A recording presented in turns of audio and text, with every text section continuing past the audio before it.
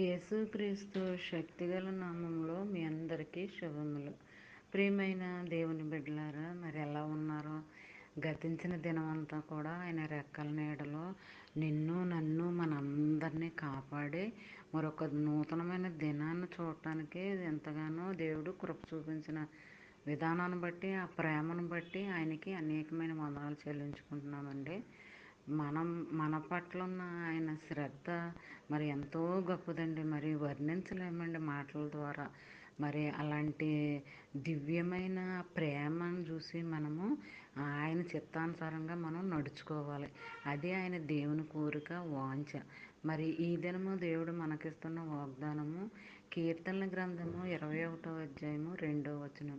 అతని మనోభిష్టము నీవు సఫలం చేయుచున్నావు, అతని పెదవుల నుండి వచ్చిన ప్రార్థన నీవు మానక అంగీకరించి ఉన్నావు.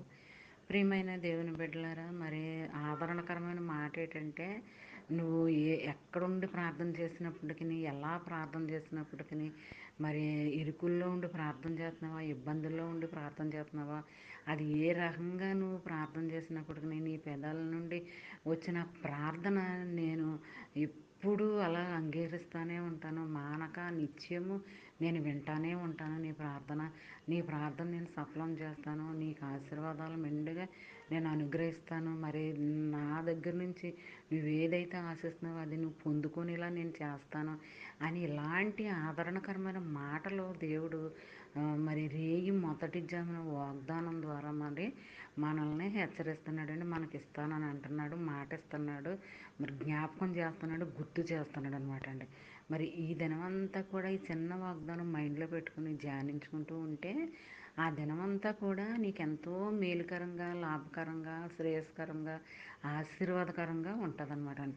నీకొక్కడికే కదండి ఆ ఆశీర్వాదం, నీ బిడ్డలకు ఉంటుంది, నీ కుటుంబ సభ్యులకు ఉంటుంది. నువ్వు వచ్చేటప్పుడు వెళ్ళేటప్పుడు నీ చుట్టూనే అది ఉంటూనే ఉంటుంది ఆ ఆశీర్వాదం. ఆయన కృప, ఆయన కాపుదల నీ పైన ఎప్పుడూ ఉంటుందన్నమాట.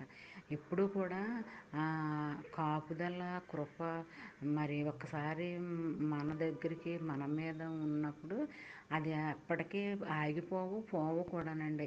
మరి అవి ఎలా పొందుకుంటానే ఉంటామండి ఆయన ఆశీర్వాదాలు.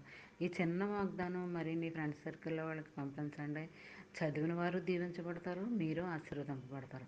అలాంటి దీవెన ఆశీర్వాదకరమైన మాటలు నీ జీవితంలో, నా జీవితంలో, మనందరి జీవితంలో జరగాలని కోరుకుంటూ గాడ్ బ్లెస్ యూ.